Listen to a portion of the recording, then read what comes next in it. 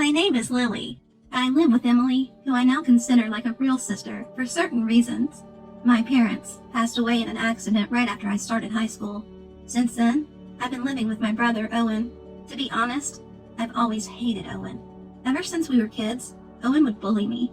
He'd pull my hair, mess it up, and even broke my cherished toys. He'd laugh at me when I cried. Violence was the norm, and I had to endure his constant snide remarks. I've hated Owen since childhood. If Owen ever needed my help in the future, I'd probably abandon him. Owen is a selfish person who always thinks he's the best and hates losing. He's a terrible person who'd hurt others for his own benefit. After losing our parents, an uncle offered to take us in, but Owen refused. I was hesitant to leave our home and live with a relative I barely knew. We both thought we could manage on our own. Living alone was tough, but we managed. However, Owen and I stopped talking. He started going out at night and hanging out with rough people. I started to hate Owen even more. A few years after Owen graduated college and started working, he suddenly brought home a girlfriend. Her name is Emily, and she's incredibly beautiful and elegant. I wonder where Owen met such a beautiful woman, and why she'd date someone as terrible as him. I didn't think they were a good match, but it's not my place to say. Emily said she'd be moving in with us. Isn't this a bit too sudden? Is Emily really okay with this? I had to ask. I'm fine with it, but are you sure you're okay, Emily? We had a little disagreement with my dad, but my mom said it's an experience. If her dad thinks it's reasonable, and they've all agreed, then I have nothing more to say. And so, a beautiful woman named Emily moved into our home.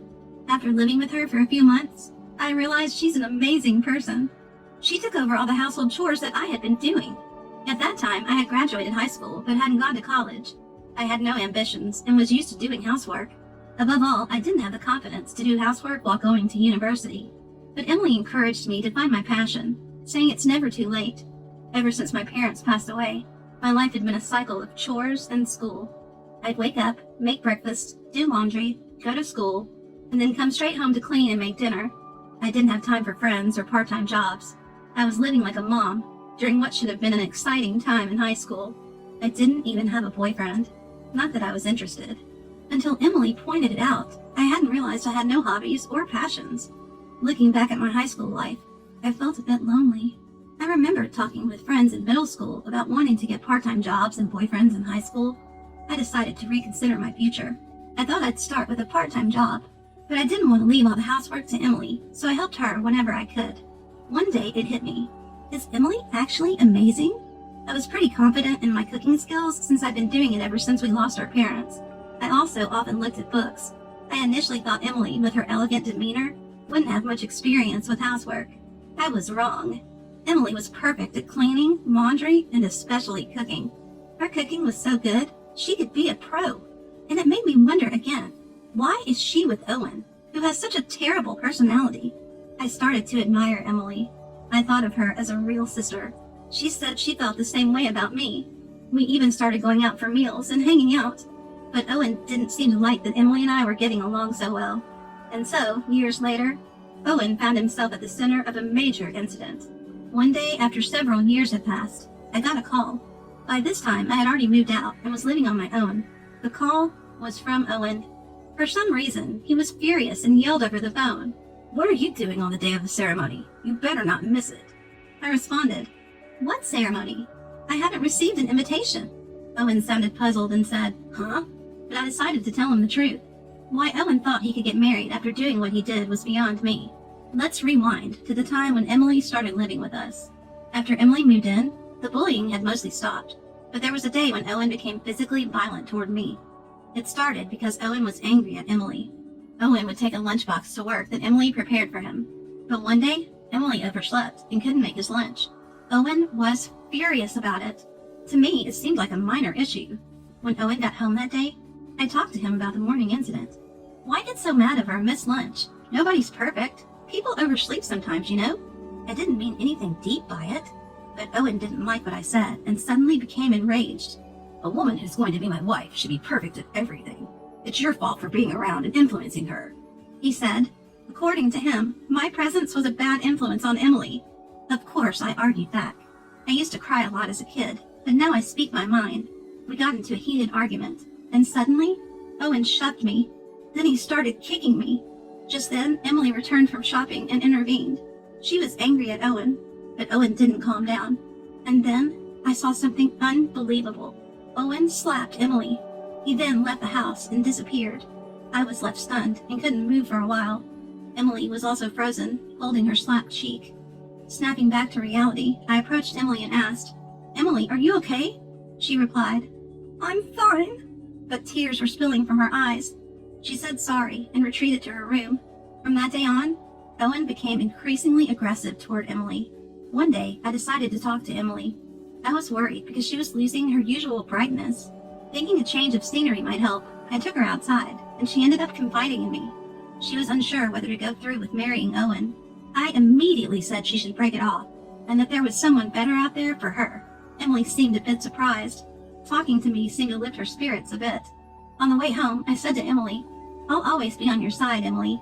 Emily cracked a small, somewhat sad smile. One day, I overheard Emily arguing with Owen, which was unusual for her. Curious, I asked what was going on. Turns out, Owen had gone ahead and set a wedding date without consulting her. No wonder Emily was upset. But what shocked me even more was this. Don't set a wedding date without even having a family meeting first. Apparently, Owen hadn't even met with Emily's parents yet. This was just beyond rude. And I was shocked he hadn't even taken the basic step. I immediately suggested that we go meet Emily's parents. Owen told me to mind my own business, but this was no time for that. Emily quickly explained the situation to her parents, and they both went to visit them. Her face looked both exhausted and tired, which worried me. That day, only Owen returned home. I had a hunch about what happened, and sent Emily a text. After a while, she replied, and we met up at a nearby cafe to discuss what had transpired. Long story short, her parents had objected to the marriage. I continued listening to the story, thinking that it must be so. I listened as she explained that Owen had set the wedding date without meeting them, and had been treating her poorly recently, so they couldn't allow their daughter to marry him. Yet Owen had already informed his workplace about the wedding date and even booked the venue, so he was in a tight spot now. I felt embarrassed for him. Emily's parents obviously didn't have a good impression of Owen. For the time being, Emily decided to stay at her parents' home to think things over. She said she wanted to think alone for a while. Owen objected, of course, but he was persuaded by her parents and returned home alone. I asked Emily if I could meet her parents. She was puzzled but agreed since I insisted. Later, I met with Emily's parents and apologized for Owen's rudeness.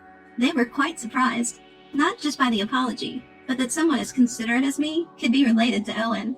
I then shared everything about Owen, about Emily, and about how Owen had been treating her. And I asked Emily again, "Do you still want to marry Owen?"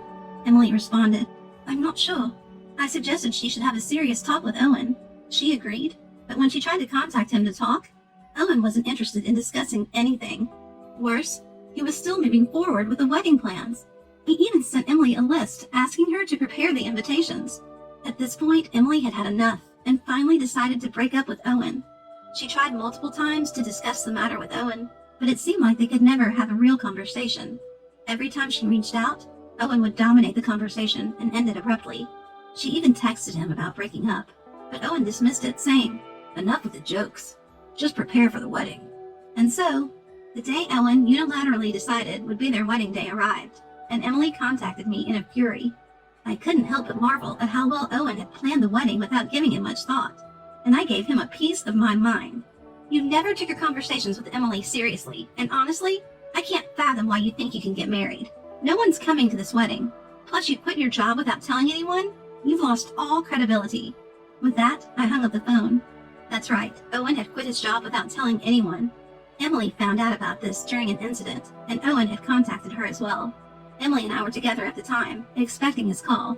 This is because I thought I would definitely get a call. "What's going on? Why aren't you coming? Why isn't anyone coming? I've told you multiple times that I want to break up. You never listened. You even went ahead and planned a wedding, so I thought you might as well go ahead with it." Emily finally told Owen everything. She hadn't sent out invitations because she didn't want to get married, but he had told people at work about the date, so she contacted them to cancel the wedding to avoid causing them any inconvenience. That's when she first heard that Owen had quit his job. She intended to talk to Owen again, but given his usual attitude, she decided to let it go, saying, "Goodbye," and hung up. After hanging up, Emily looked relieved and refreshed. She apologized to me, but I was more than satisfied with the outcome. In the end, Owen had brought this upon himself. He never took his relationship with Emily seriously and made all the decisions on his own. If he had taken the time to have a serious conversation with Emily, things might have turned out differently. But that's neither here nor there now. Emily has been worried about living alone, but I had anticipated this and had already decided to move out and live on my own. I had even finalized the lease and just needed to move. Later, after moving, Emily and I continued to be as close as best friends. I told her I would miss her as if she were my sister, but she assured me there was no need to part ways. Since then, we've gone out for meals, hung out, and even traveled together. I spent my days working part-time, trying to find what I really wanted to do. Emily, being the incredibly capable and thoughtful person she is, also started a part-time job where I worked. Emily is the whole package: beautiful, talented, and incredibly considerate. She quickly became popular at work. One day, Emily mentioned she might be getting stalked by someone. Given how amazing she is, it wasn't surprising. Worried, I decided to accompany her home whenever possible. Then one day, it happened. Emily was attacked on her way home. I couldn't be with her that day because I was sick. I thought the stalker had given up, but it turns out they were just waiting for Emily to be alone. She was almost dragged into an alley, but a passerby happened to rescue her. Emily was surprised to see the person attacking her. It turned out to be my older brother, Owen. Owen was arrested. I heard about it the next day. During police questioning, Owen admitted he had been stalking Emily, waiting for an opportunity. He acted because I wasn't there to protect her. Hearing this broke my heart. As much as I despised Owen, I never thought someone from our own family would commit a crime. Emily was shocked, of course, but I was even more devastated. I apologized to Emily and her parents and thanked the person who saved her. Emily's parents were very kind to me. "If you don't mind, would you like to live with me?" But I decided to move out for now and return to my parents' house. It was empty now that Owen was arrested, but I couldn't bear to leave a house filled with memories of my parents and childhood. Emily suggested we could live there together. After some thought, I accepted her offer. So here we are, living together in my old home. Today, we're visiting my parents' graves. Emily came with me. In front of my parents' tombstones, I silently apologized for Owen's crime and my failure to stop him, all because I couldn't stand him.